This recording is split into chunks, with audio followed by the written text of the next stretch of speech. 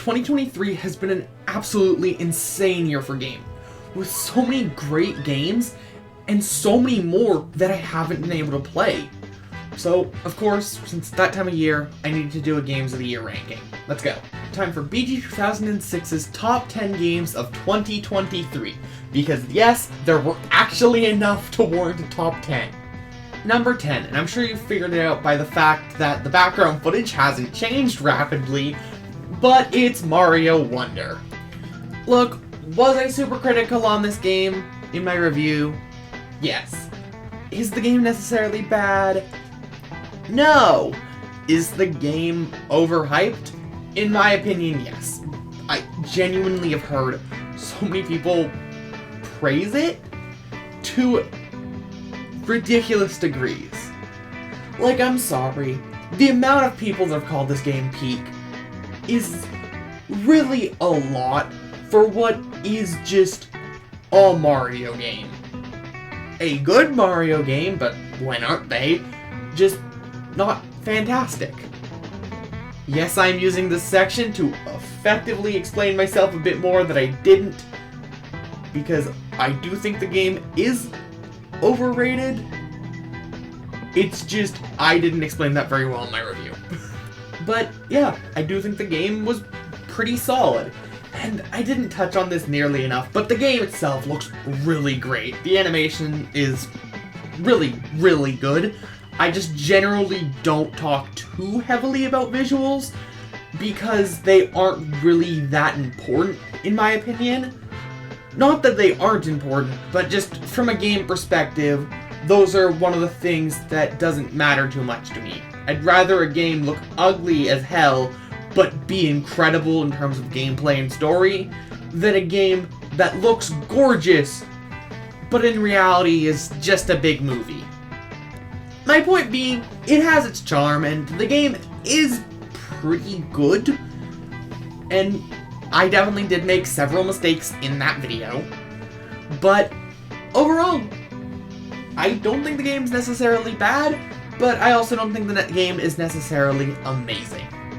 Anyway, on to number 9. A game that I'm sure surprised a lot of people. I put it up on Mario Wonder, but that's WarioWare Move It. Genuinely, really charming and really fun game that I also found a substantial chunk longer than Mario Wonder, even just on a casual playthrough.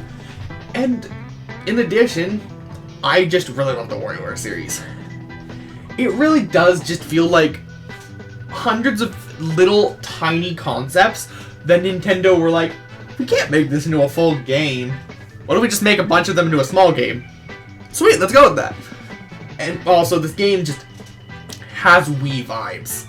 It's a game that feels like it was made for the Wii, during the Wii era, which, this game would have been nothing special 10, 15 years ago, back when that were the case. Sure is special now when we don't really see that anymore. My point being, the game is super fun, and seriously, I love the cast of WarioWare. It's such just a great and charming character. Genuinely, I don't think there's a single character in the entire Mario franchise, outside of WarioWare, that I would put above the WarioWare cast. Because they are great and actual people. Like, they're actual characters, they're not just damsel in distress or the hero. Coming in at number 8 is Kirby. Return to Dreamland Deluxe. And look, I have a ton of nostalgia for this game. I adore it. It was probably my first Kirby game, and it's a game I love. And it still holds up really well to this day. And, well, I kind of forgot the remake released this year until I started working on this video. I'm not going to lie. This is still a game I adore. It's nothing amazing, but it has a special place in my heart on top of just being a really fun Kirby game. Like, it's Kirby. It's not one of the best in the series, but it is pretty much the gold standard all Kirby games should at least try to achieve. And for a remake from Nintendo, I have to give it props because it actually did add a decent amount of new content. in both the Magolor epilogue and 2 brand new copy abilities. I'm not counting the dance one, I can't bother to look up. On top of it releasing less than a year after the last Kirby game! Seriously! Kirby just exists and constantly releases new games, and I don't know how. But in all seriousness, it has all of the content from the original, tons of new minigames, an entire epilogue campaign with a completely new playable character. Well, completely new as in they weren't in the game originally. And 2 new copy abilities that are completely brand new to the series and immediately fell right at home, especially Sand, which genuinely feels like it could have been there all these years.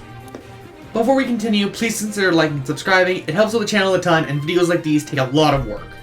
Coming up at number 7 is a game that truly surprised me in, honestly, the best and worst ways possible. Then looking at the staff list made me realize, actually, this adds up. That game, of course, being Fire Emblem Engage. Which, if you're wondering what I'm talking about, I mean the gameplay and story.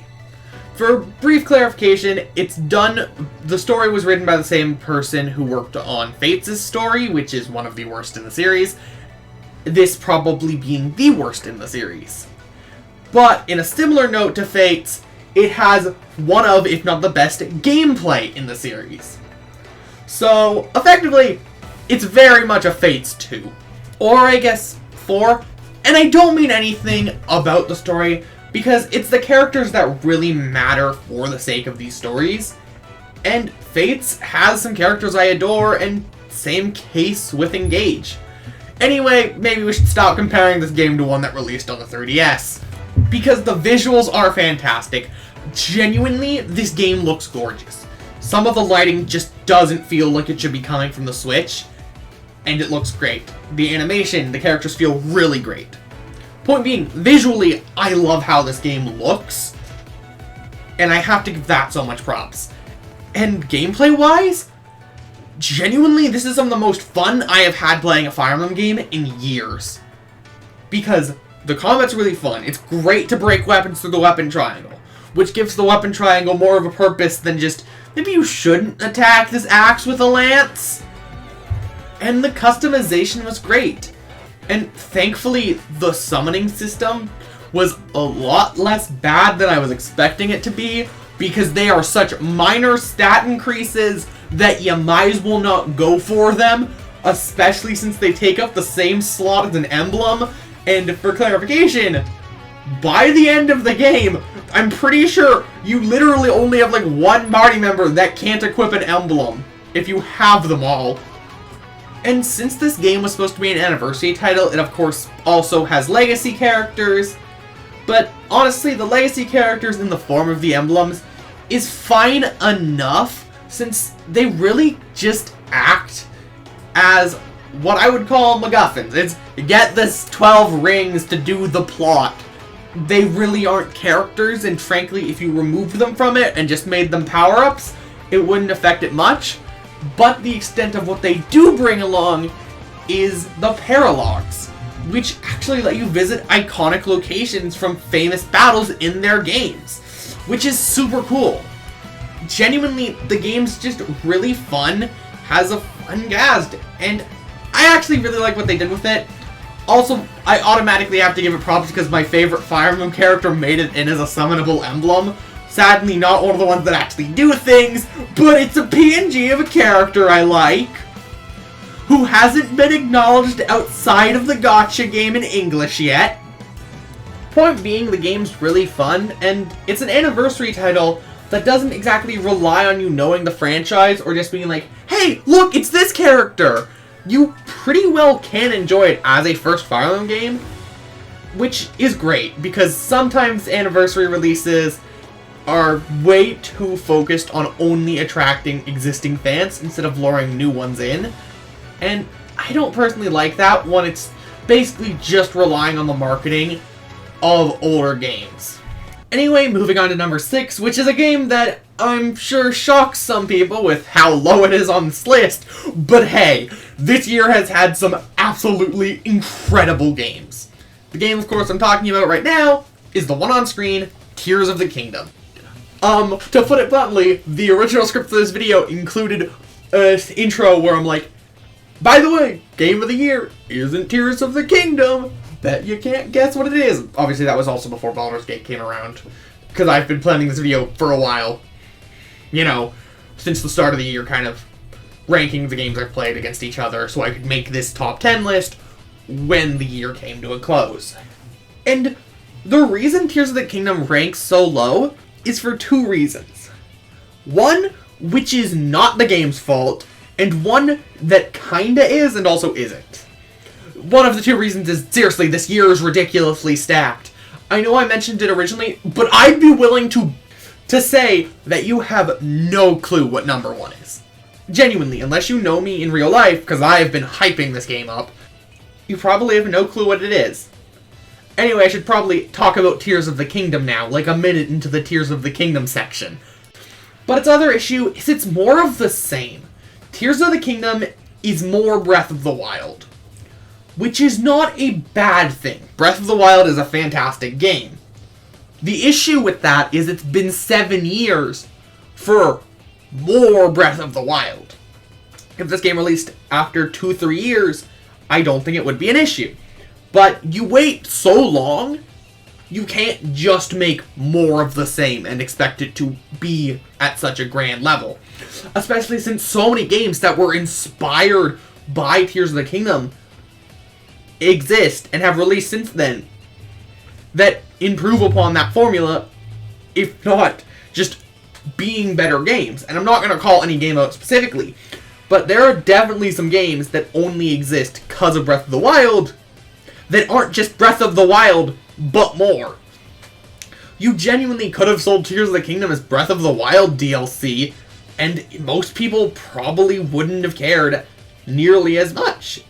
But it would have still been the same game. Again, my issue is not Tears of the Kingdom is a bad game. It released too late. Genuinely, I would put this game in the same spot if it didn't release so far. And again, that is just partly it released in 2023, which has been one of the most stacked years for games. Because even the honorable mentions list this year is stacked. But either way, Tears of the Kingdom is incredibly fun, and I enjoyed almost every moment with it. I vastly preferred the shrines in this game to the ones in Breath of the Wild, just because you have so many more options. If you don't know how to do the puzzle the intended way, who cares? Figure it out your own way. It is a game that gives you the tools to do whatever the hell you want in any way you want to do it, which I love. And I do think Tears of the Kingdom fixed a lot of issues people had with Breath of the Wild, like weapon durability is surely a lot better, but also, God, I miss the Breath of the Wild abilities. Seriously, bombs! Why are they not in our moveset anymore? Please! Which, also, bombs are extra because you built Link's Breath of the Wild theme changes in Smash around that one mechanic, and then you don't even put it in the sequel.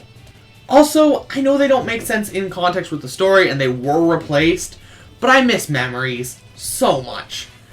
I enjoyed finding the Dragon Tears more, but the memories were just so sweet, seeing Link interact with the other heroes and the other champions. It was so cute, and I love it. I wish that either the characters in the past in Zelda's side of the story were expanded more, or we just spent more time with the characters from the last game. Basically, they just don't feel that interesting. Which sucks, because they're the replacement to a feature that was one of the best collectibles in the first game. Well, either way, Tears of the Kingdom, still a fantastic game, but I don't have all day for this, so let's move on to the next one. Now, at number 5 is the conclusion to the Klaus saga, Xenoblade Chronicles Future Redeemed. And before you say something about it being a DLC campaign and not its own game, it's my list, and this is bigger than a lot of games anyway. Plus, Torna got a physical release and can be played on its own without needing DLC, so I think it's fair to say Future Redeemed can count in the same vein. Anyway, it's a really fun inclusion in the Xenoblade series. It has a lot of callbacks and love to not only Xenoblade, but Gears and Saga as well. TLDR, they directly name drop some stuff from Saga, which is insane because Nintendo and Monolith don't actually own the rights to Xenosaga. They actually have to borrow them from Bandai Namco. And in addition, the protagonist of this game, Matthew, really feels like the closest thing we're ever going to get to the Xenogears protagonist in the Blade and Saga continuity. Because they also don't own the rights to that, Square Enix does. And when this released, I hadn't even started Saga or Gears. I am currently through Saga Episode 1, still need to play through Episode 2 and 3, but you also don't need that context. The only context the game really requires you to know is the other 5 games in the Klaus Saga. Which, yeah, you could argue it's 5 JRPGs that are all like 100 hours for the numbered ones and like 30 for the non-numbered ones, but they're all good games, and frankly, this felt like a love letter to the series. And to those who stuck around through the currently 6 numbered Xenoblade games, the 3 Saga games, Gears, and X. Also, just quick tidbit, while getting the times from how long to beat for this, there actually isn't one for Xenoblade 3DS or Definitive Edition. Those are just grouped in with Xenoblade 1, which is actually kind of interesting. Anyway, let's just move on to, very quickly and very unspoilery and briefly, the characters. They're basically all related to existing characters you already probably like, and or are literally the protagonist of the first 2 games. Speaking of those 2 protagonists, I fricking love their new designs. While I prefer Shulk's original design, I think it's really awesome that both of their designs take on traits from their mentors. I just love that. That's such a cute detail. And in terms of how it plays, it pretty well is just more Xenoblade 3 with 6 distinct characters. For clarification, it's basically just Xenoblade 3's engine again, which I am completely okay with. Xenoblade 3 had one of my favorite gameplay engines in the series, and honestly, it's definitely the most fun in my personal opinion, given 2 has a really great one, X is super expandable, stuff like that. And also, I just love the thing that both 2 and 3 do of each of your attacks are mounted to a different button on your controller instead of having to scroll through a wheel. To me, that's cool, and I like it. In addition, exploration has always been a big factor in Xenoblade games, and just like Xenoblade 3, Xenoblade Future Redeem's world is made up of pieces from the first 2 games. However, unlike 3, since this is a prequel, they're a lot closer to how they were in their debut. On top of that, you can also just find things left behind from characters in previous games. Just like in Xenoblade 3, where I was able to find a tombstone for Ricky. In this, there is a literal quest item where you get a memoir written by Zeke. Look, the game isn't perfect. The balancing is absolutely atrocious, with one party member being literal miles ahead of everyone else. And the fact that the game really wants you to explore, because basically everything that would normally be tied to a level up in an RPG is tied to, hope you can find this random thing in the overworld. Speaking of level, you're really gonna have to grind to do post-game content, specifically the super bosses. It's nowhere near as bad in the other games, since there's usually at least enemies that are close enough to max level where you can at least fight enemies where you'll get a decent amount of experience. I'm pretty sure aside from the super bosses, the highest level enemy in this game is like level 70 when you need to get to 100. Either way, super great game, but we do have to move on to the next one. Anyway, on to number 4, Persona 5 Tactica. By the way, I went back and forth consistently between if this game would be 4 or if it would be Xenoblade. I could not pick. Anyway, before we get into actually talking about the game, God, I hate this logo. It is so awkward to fit into thumbnails. But aside from that, I've recently made multiple videos about the game, so if you want more in-depth thoughts, feel free to talk about them. But it is super fun. Genuinely, the one more mechanic makes this game amazing to play. And I have found out since then, apparently, not a super common thing for these types of games to have. which sucks, because that was amazing. Because you can basically either double down on an enemy or attack them and then retreat, let alone go for finishers. Seriously, the game is so fun. Each world has a distinct theme and a distinct gimmick. I didn't get to talk about it in my original video, but the DLC campaign is just Splatoon. The new characters fit right in with the existing cast. The balance is pretty good. While I ended up sticking with a specific party throughout the whole game, there weren't really party members I felt were underpowered. They were more playstyle based, and better in certain situations. Like seriously, Haru can destroy a boss. But genuinely, it's a really fun game, and while I wish there was a bit more enemy variety, as there's only like 4 or 5 types plus bosses, or the fact that, weirdly enough, the only levels you can't replay are the boss fights, generally, it's a really fun game, and the difficulty never felt outlandish. The times it was tough were almost entirely of my own creation by attempting to get every single award. Like, pretty well my only complaint of the game that is, like, super annoying to me is I hate when achievements are locked behind New Game Plus, especially if the game does not make that clear to you. Like, oh, I'm sorry, I have every Persona in the compendium, why am I not getting that achievement? What do you mean there's 5 more? In addition, just like every other game that starts with P5 that came before it, it is absolutely gorgeous. Look, I love how stylish the game is. Well, I was a bit off on the fact that we're using the Q models at first. It works really well for this game, since the animations are so snappy and fluid that they feel right at home with this sort of style. And while I don't mean to be an echo chamber, my complaints are pretty similar to ones I've already heard. Like, seriously, can we please stop getting Persona 5 spin-offs that take place in the middle of the base game? Let our characters develop. Make this one take place after Strikers. Yes, that would mean you have to acknowledge another spin-off's existence, but I would really like it if you did. And the other one is, stop dancing around Royal.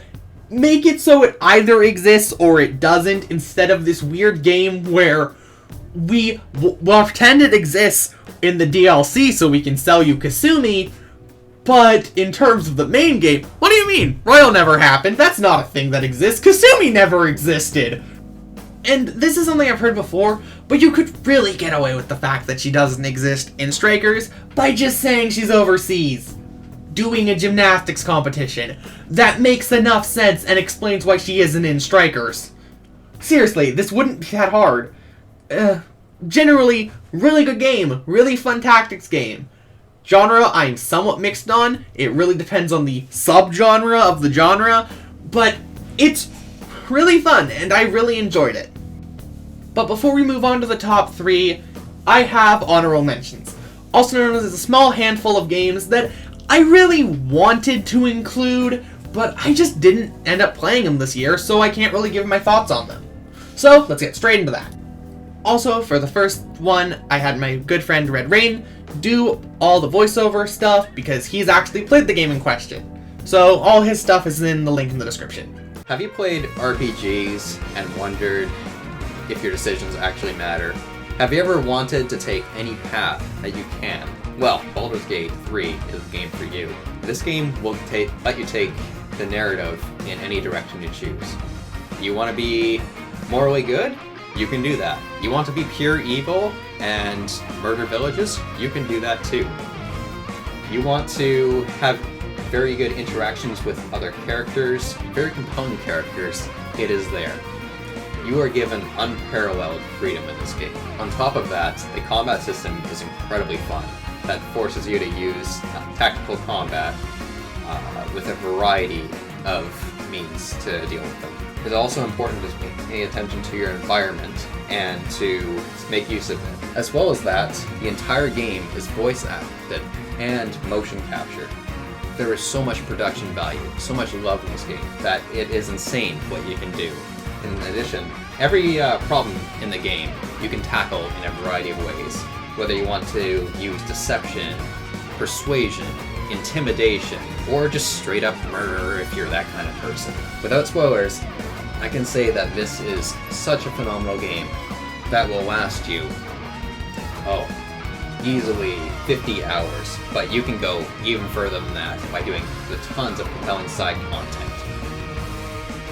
And personally, I am over 100 hours into the game at this point, and the replay value is insanity because you can do completely different things in each playthrough. This is easily a Game of the Year contender, no question. Like, genuinely, I really am excited to play this game. I just haven't had the time to get around to it.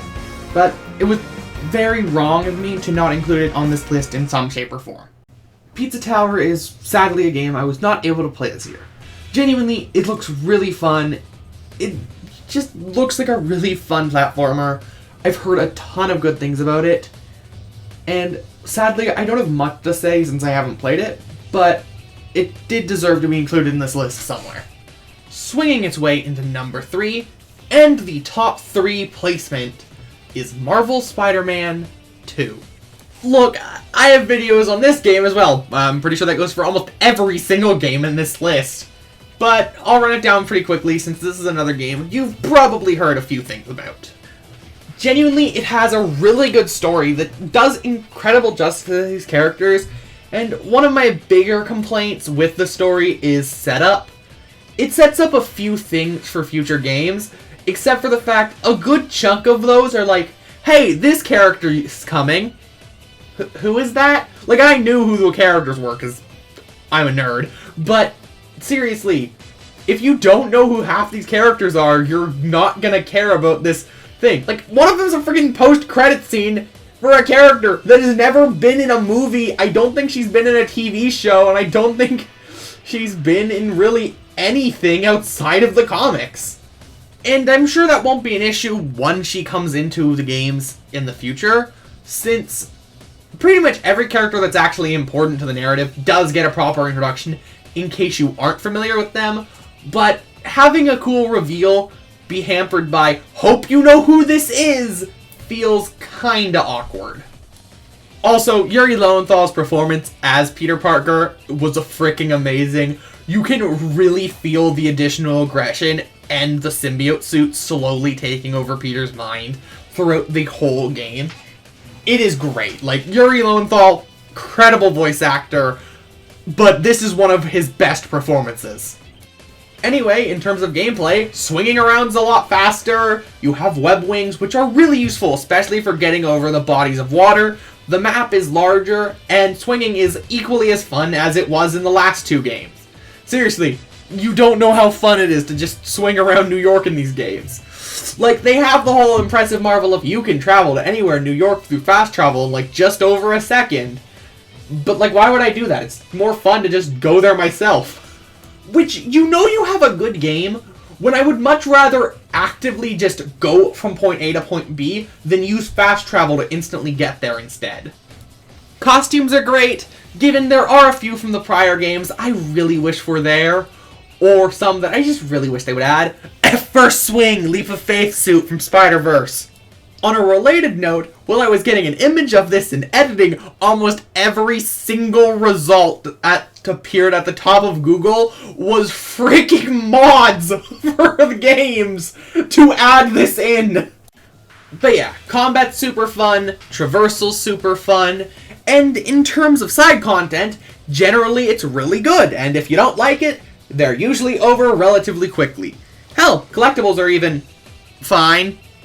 Look, I'm not the biggest fan of how they did the spider bots, solely because you will get to a point where you have like 2 left, and it's like, hope I can scour this entire city for them. Like, I don't know, even if just post-game you can lock a radar that just like tells you if you are getting close. Doesn't need to tell you their exact location, it just needs to be a bit better than hope you see the purple bubble that may be floating in the middle of the sky. But either way, it's a fantastic game, and one of many that I would be completely okay winning Game of the Year. Crashing in at number 2, after the decades-long wait, Pikmin 4. Yeah, this should not be a surprise that it made it this high up on the list. You know, the like 50 Pikmin videos I've made since the game released and all. in all seriousness, you guys seem to really enjoy them. I enjoy making them. I love this series. I'm always willing to talk about Pikmin. And let's just talk about it. I wasn't super fond of the Pikmin progression system of you have a limited number until later in the game at first. But I honestly do like it. It just means there's more upgrades you can get along your journey instead of just, here's a new Pikmin type. Like, because you can constantly get upgrades, and they are mostly optional unless you're going for 100%. They make the game easier, but they're not required. And I'm not the biggest fan of the fact there's a limit of 3 Pikmin types you can take out with you. Like, I understand not being able to take out all 7, because that might get a bit much. But, like, Pikmin 3 and Pikmin 2 allowed for 5. It just feels like a very arbitrary limit. Also, while I was worried about this pre-release, since the game uses Pikmin 2's progression system and cave system, honestly, really great in this game. They're custom made and not procedurally generated, which means they actually have level design, and time does progress while you're in a cave. It's, I think, like 1/8 of normal speed, but time does still progress, so you can't just go into a cave first thing in the morning, spend your next 3 hours in real life on that cave, come out, and not a single minute has passed. I do like that. I think the timer is a bit too slow. I don't think you should be able to fail in a cave just because time ran out, but maybe half speed or quarter speed. That's just personal, though. It's still a much better execution of the system than Pikmin 2 did, which is always a good thing. Improving upon interesting ideas that weren't executed the best in older games is something I think most games should try to strive for instead of abandoning them entirely. And overall, it's a really fun game that makes a ton of technical strides as well as gameplay ones for the series.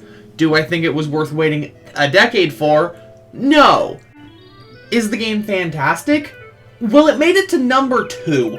So, I'd say yes. Now, can we please either get DLC or Pikmin 5 in a timely fashion? Now, time for my number 1 best game of 2023, which, remember, freaking incredible year for games, but I just couldn't see it going to any other game. So, before I reveal it, if you would like to place one last guess in the comments, feel free to do so. Anyway, number 1 has to go to Tevi. For those who don't know what Tevi is, which is likely the majority of people, it is a bullet hell Metroidvania developed by Gamma and published by Cray Spirit. And I'll admit, I haven't actually finished the game as of making this video, but I knew it was here from the demo alone, since that pretty well cleared every other game this year. And the full game is somehow even better. Tevi is the spiritual successor, successor to Rabi-Ribi, which is one of my favorite games of all time, and actually the game that got me into the entire Metroidvania genre. Yeah, I actually wouldn't have played games like Hollow Knight without it. So that should say how good it is that it not only got me into the genre and then got me to play a ton of the games in it. But just like its predecessor, Tevi has incredibly fun movement, a great combat system, and more. It genuinely feels like almost every single thing from Rabi-Ribi was improved in some way into Tevi. Combat has more combos, and the level system actually lasts longer than 5 seconds. The bosses are just as fun as ever, same with the soundtrack, which is still incredible. Seriously, I've been listening to the demo's OST on loop since it released, and it will likely become a mainstay for background music of this channel. Seriously, great songs. I thought Rabi-Ribi had great sprite work, but this game is somehow even better. Seriously, almost every single thing I could say about Rabi-Ribi, Tevi did even just slightly better. And considering Rabi-Ribi is one of my favorite games of all time, that's really incredible. Collectibles are fun to get, and there's a ton of them, since you have basic things like stat ups or badges, which can change certain statuses or do things. And most required collectibles the game does point you in the way of, and it also has, just like Rabi-Ribi, a way I really like Metroidvania progression to be, of here's this area you need to go to, and this goes for open world games as well. Like, go here to progress the story. Feel free to do whatever you want, though. Bosses are incredibly fun, which is usually the case, but still, genuinely, there's only a few issues I have with it, and they're not exactly issues with the game itself, and more so just differences between it and Rabbit that Rabbit succeeds in a little better. For example, I missed some of the secret tech, such as the reverse wall jump, which allowed early game exploration to be a lot more fun. But that's only minor things where, while I wish they were still here, they don't take away from the game, let alone a first playthrough, since those secret techs you probably won't discover till a secondary or tertiary playthrough. And I do mean multiple playthroughs, since just like Rabbit, this game is clearly incredibly replayable due to how fun it is. Seriously, I think I have like 8 playthroughs of Rabbit down. The point being, it's a super fun game that is, in my opinion, one of the best games in both Metroidvanias, bullet hells, and frankly, just games that are in the 2D format in general. Seriously, if it looks interesting to you, I highly recommend checking it out. But those were the best games that released this year that I played, and a few others that, well, I haven't, likely would have been on here in place of other games if I had. What's your game of the year? Either way, I'll see you guys in the next one. Bye!